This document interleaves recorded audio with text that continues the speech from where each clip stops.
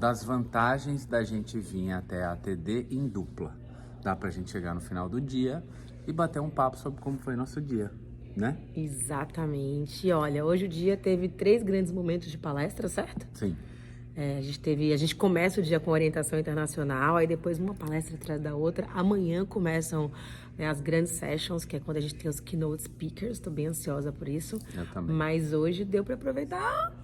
Foi legal. Foi legal. Foi Acho legal. que foi um bom começo. Foi um bom começo. E o que Mas você tem. viu para começo de conversa aí? Então, eu até gravei um vídeo que eu comecei já vendo segurança psicológica, né? Como se começa qualquer tipo de relação. E foi um negócio que meio que reforçou coisas que a gente já faz, então isso é super legal, coisas que a gente já pensa e trouxe algum complemento, né? Quando a gente olha para as necessidades das pessoas, a gente fala muito de autonomia, de maestria e de propósito, né? Vem um lado de criar mais conexões profundas, principalmente nesse contexto de que a gente ficou muito tempo afastado, deixar as pessoas fazerem escolhas e para isso priorizar mais e trazer mais os objetivos claros, porque quando eu tenho um objetivo claro eu posso fazer melhor priorização. Essa aí foi a palestra da Susan, né? E o terceiro ponto que ela trouxe é você construir capacidade, que é o desenvolvimento. Então foi algo que reforçou muito o que a gente está fazendo. Essa foi a minha primeira. Sua primeira, né? E o que eu acho interessante aqui da TD é que a gente tem uns temas que a gente acha que são locais, né? Sim. Tipo, é só no Brasil que tá se falando sobre isso. Não é, né? São temas que no mundo inteiro as pessoas estão falando e, sem dúvida, segurança psicológica, saúde mental, de uma maneira geral, é um assunto que está permeando aí o mundo todo. A minha primeira palestra foi sobre storytelling, né? Eu até brinquei com o pessoal do marketing, falando assim, eu não resisto. O meu lado CMO, ele tá sempre, né, que falava sobre como algumas marcas conseguiram construir resultados incríveis através de histórias. E foi uma palestra que trouxe muito essa questão da conexão. O que me chamou a atenção foi aquela chamada, né? Tecnologia, toda empresa hoje é tecnológica. Não existe você existir no mundo dos negócios sem tecnologia. E que a grande diferenciação, de fato, se faz através da humanização. Então, como que você consegue, por exemplo, trabalhar em cima de dados, porque dizem que os dados são o novo petróleo, mas não fazendo isso de uma maneira maçante, né? Porque acham que agora o Power BI é tudo. Então, nada melhor do que você ter data-driven, um monte de dados, fazem Power BI, uns gráficos coloridos e bonitos, e acham que isso é suficiente, e que não. É uma das maneiras de você tornar esses dados atrativos e fazer com que as pessoas compreendam os dados e principalmente o que fazer com eles, é você amarrar isso através de uma história. Então, na hora que você vai apresentar um dado e mostrar por que aquele dado é importante, é tentar explicar para as pessoas como que eles foram coletados e principalmente ir para o final da história, que é, a partir daquele dado, qual que é a ação, o que é que você vai fazer a partir dali. Então, achei bem interessante trazer uma perspectiva mais técnica, né, de algumas apresentações. Afinal de contas, nem todo treinamento é soft skill, é human skill. A gente tem muito treinamento de produto, treinamento de coisa mais hard. E eles trouxeram muito essa perspectiva de que o storytelling ele pode e deve ser aplicado exatamente nesse tipo de contexto. Uau. Qual é a história que os dados contam? Exatamente. E o que você vai fazer a partir dessa história? Exatamente. Olha aí, eu já aprendi com esse vídeo, imagino você. Como que você envolve as pessoas? Eu até brinco, né? Você convence as pessoas com os dados, mas você envolve as pessoas com uma história. Senão as coisas ficam desconectadas. É incrível porque a história ela ativa os sentidos, né? Então você consegue ter muito mais memória, se projeta, e aí quando você liga aos dados, é incrível. Exato. Eles falaram até dos hormônios, ocitocina, dopamina, de como que, né, quando você conta uma história, você se conecta ao outro, você consegue despertar essa questão mais hormonal e reter um pouco mais da atenção, que é um dos desafios aqui, né, da vida. Uau, incrível. E aí? Segunda palestra do meu dia, né? Eu fui meio que dar uma tietada, né? Porque eu fui ver a Jen Labin, que é a pessoa que eu me inspirei para fazer até um pouco do que a gente tem oferecido em mentoring lá no Brasil, principalmente a estruturação de programas de mentoring. Ela tem um livro muito legal que chama Mentoring Programs That Works.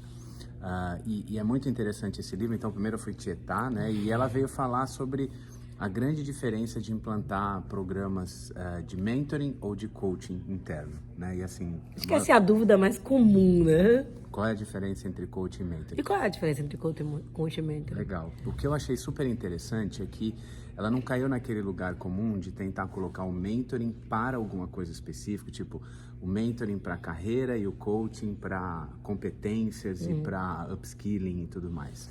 Ela falou muito de uma diferença de approach, né? Então, o mentoring tem a ver com você dirigir um pouco mais, você aconselhar um pouco mais. Então, você vai ver quem é que tem expertise naquele determinado objetivo que o programa propõe. E aí você vai fazer a conexão entre as pessoas e tem muito de um aprendizado mútuo, né? Porque ao eu oferecer, eu também acabo recebendo, né? E eu fico mais consciente daquilo que eu estou oferecendo. E o coaching tem mais a ver com você ajudar a pessoa, por meio de perguntas, a conseguir construir uma solução. Então, você recebe um pouco menos, apesar que você aprende com aquilo que a pessoa está conseguindo também estabelecer. Então, foi super legal nesse sentido, e aí ela trouxe alguns exemplos, alguns programas que ela fez para marcar um pouco a diferença entre coaching e mentor. Mas, de novo, eu acho que a gente está fazendo algo muito alinhado com o que tem sido feito de melhor por aqui, né, e no mundo como um todo, né, porque daqui também se exporta muita coisa. Sem dúvida. E acho que essa é uma outra coisa também interessante, né? Eu falei que a primeira coisa, você vê que tem temas que são globais, que a gente às vezes acha que é local, mas que na verdade são desafios do mundo. E a segunda é ver que, né, a gente não é patinho feio, então tem muita coisa que a gente faz lá que inclusive já pode ser exportada pro lado de cá. A gente não tá atrás não. Aliás, a palestra que eu assisti, a minha segunda palestra, foi de duas brasileiras. Olha aí.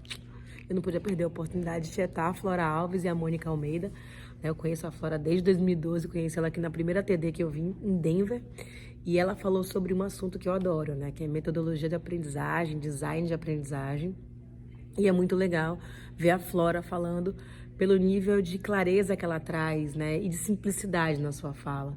E ela trouxe uma reflexão que, por mais que a gente, inclusive, no crescimento, já fale muito sobre isso, aqui para os americanos foi um negócio do tipo assim, Olha aí, a gente. né? Que ela trouxe, gente, não tem jeito, nem todo problema é resolvido com treinamento.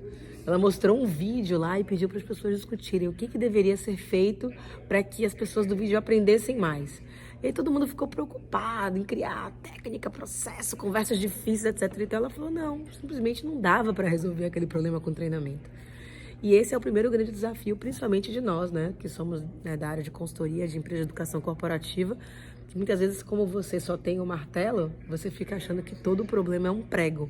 Então, quando a gente recebe um briefing de um projeto, a primeira pergunta que a gente faz é, né, por que você acha que é o comportamento humano que precisa ser modificado? Na Build Sales Training, por exemplo, a gente sempre traz isso. Às vezes o pessoal quer uns milagres, né? Falam que querem que aí o time venda mais rentabilidade, por exemplo, mas o time recebe por volume. Então, são aqueles milagres, né? Que eu brinco até que eu sou baiana, mas não sou capaz de fazer. E que eu achei muito legal a maneira como a Flora trouxe, porque ela trouxe, inclusive, ela tem um livro chamado Trarrenten, onde ela tem um Canva que chama de Empatia, onde ela fala da importância do mergulho, de você conhecer os desafios daquele público, né, os sentimentos daquele público, os processos aos quais aquele público é submetido, para a partir daí você conseguir, primeiro, entender o que é resolvível através do treinamento e, segundo, no meio de tantas competências que você pode entregar, o que aquele público precisa naquele momento para resolver aquele problema. Inclusive, ela começou com essa provocação. Ela falou, vocês acham que é difícil mensurar resultados do treinamento? Ela falou, o desafio é você criar um indicador. Então, assim, aquele treinamento está a serviço de quê? Se você sabe a serviço de que o treinamento está, na teoria deveria ser fácil você verificar após o treinamento se houve ou não mudança de comportamento. Enfim, ela quebrou paradigmas, maravilhoso. E está super alinhado ao que a gente acredita no crescimento. Sim. Toda a nossa metodologia, né, que está baseada, inclusive, no compreender, no customizar, no transformar, no potencializar e no mensurar, ela está lastreada nisso, que são várias metodologias internacionais que a gente utiliza e criou o nosso jeitinho de fazer as coisas. Uau, muito bom. Queria ter ido nessa também, né? Que eu tô aqui aprendendo. E aí a gente pôde ir em uma juntos. Sim, finalmente, estava lotada. Você ficou em pé ou sentado? Eu fiquei sentado, cheguei um pouquinho antes. Eu também fiquei sentado, mas fiquei sentada lá no fundão, assim. Pois é, e assim, para mim era um tema um pouco mais novo, eu sei que você conhece um pouco mais sobre nudges, né? Não são nudges, são nudges. Nudges, pois é. E aí eu aprendi até uma palavra em inglês, né? Que é essa nagging, porque era nudging, not nagging, né? Então, ou seja, deu um empurrãozinho, deu uma cutucadinha, não deu uma incomodadinha, né? E assim, para mim foi muito interessante olhar nudges aplicado à construção de programas de treinamento, né? Então elas trouxeram lá os cases da Amway.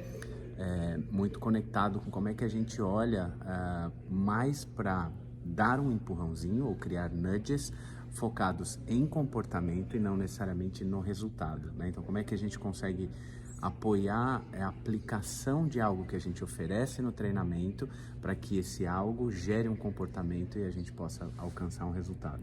Que no final é a essência, né, Dan? Já misturando um pouco de tudo, quando a gente pensa nos 4 níveis do Kirkpatrick, né, você tem lá reação, aprendizagem, comportamento e resultado. Sim. A gente não consegue influenciar o resultado, né? E o É treinamento, indireto, né? exatamente, o treinamento ele existe para influenciar a mudança de comportamento. Mas para que a mudança de comportamento aconteça, as pessoas precisam aprender alguma coisa. Para que elas aprendam alguma coisa, o ambiente ele tem que ser favorável. Por isso que o pessoal fala tanto do coffee break, da temperatura, essas coisas todas, né? Então, todo o processo de influência não está no resultado que você vai alcançar, mas sim na mudança de comportamento. E uma coisa importante, porque a palestra delas foi baseada no livro do Thaler, né? Que é o Nudge.